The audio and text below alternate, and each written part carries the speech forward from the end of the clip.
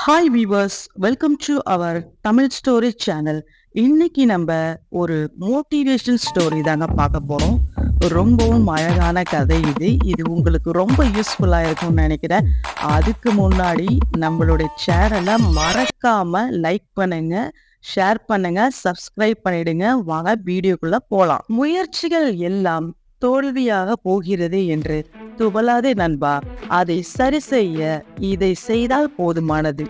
என்னன்னு பார்க்கலாமா? நான் எடுக்கிற முயற்சிகள் எல்லாம் அடுத்தடுத்து தோல்விகளாவே முடிகிறது என்று கோபத்தோடு வெறுப்போடு இருப்பவர்கள் நீங்களா? நம்மிடம் இருப்பது நமக்கு சிறியதாக தோன்றினாலும் அதுவும் இல்லாதவர்களை பார்த்திருக்கிறீர்களா? வாழ்க்கையில் எப்போதும் தோல்விகள் மட்டுமே வந்து கொண்டு இருக்காது. இருப்பதை கொண்டு முயற்சி செய்தால் சீக்கிரமாக வெற்றி கிடைக்கும். வாழ்க்கையோட தத்துவத்தை பார்ப்போம். நாம் தான் நினைத்து கொண்டிருப்போம் இந்த உலகத்திலேயே கஷ்டப்படுவது நாம மட்டும்தான் இருப்போம் என்று. வேற எல்லாருமே சந்தோஷமாக தான் இருக்கிறாங்க, அவங்களுக்கெல்லாம் எந்த பிரச்சனையுமே இல்லை என்று நினைத்து கொண்டிருப்போம். ஆனால் அவர்கள் நம்மை விட பெரிய அளவில் பிரச்சனையில் துவண்டு கொண்டு இருப்பார்கள்.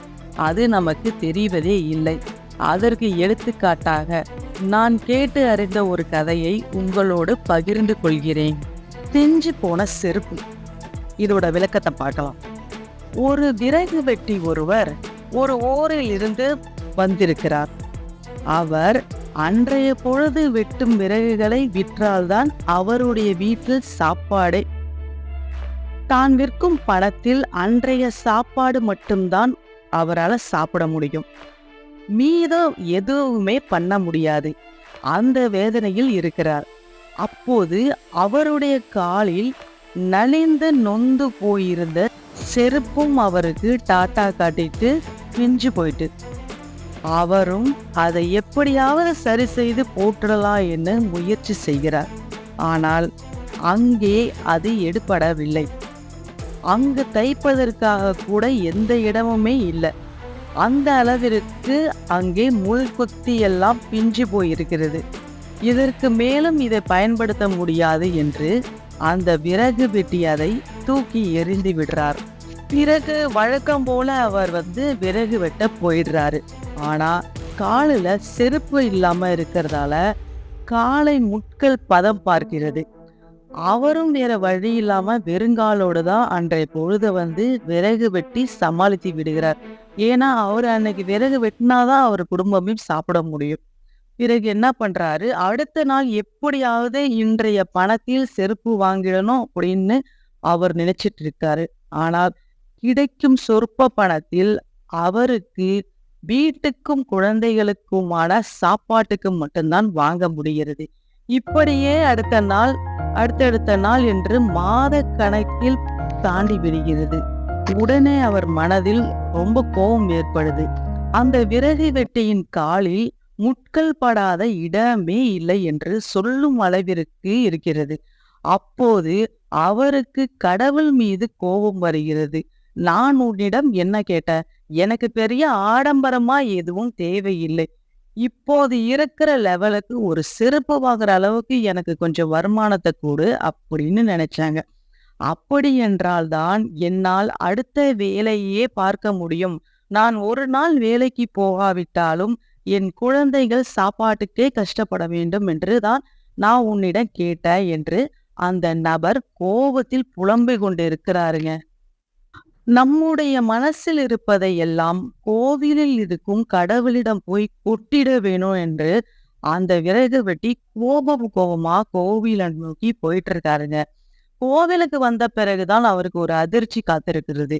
அப்போது அங்கே ஒரு நபர் 2 காலுமே இல்லாம கோவில்ல பிச்சை எடுக்கிறத அவரு பார்த்துட்டு இருக்காரு.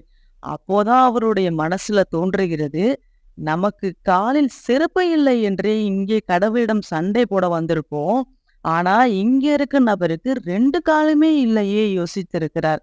அதன் பிறகுதான் இவருக்கு புரிந்திருக்கிறது, நம்மிடம் இருக்கும் பொருள் நமக்கு சரியாக இருந்தாலும் வேறு ஒருவருக்கு அதுவே பெரியதாக இருக்கிறது என்பது. இந்த நிலையில அடுத்த நாளும் அவரு வழக்கம் போல வேலைக்கு போறார். ஆனா அப்போது அவருடைய கால்களில் குத்தும் முள்கள் அவருக்கு வலிக்கவே இல்லை. எப்படியோ சில நாள் நான் இந்த கஷ்டத்தில் இருந்து மீண்டு வருவேன். அதற்கான முயற்சியில் வலியோடு இருந்தாலும் சரி, தீவிரமாக முயற்சி செய்வேன் என்று அவர் தன்னுடைய வேலை பார்த்துக் கொண்டே இருந்தாராம். இதுதான் நான் சமீபத்தில் படித்த கதை.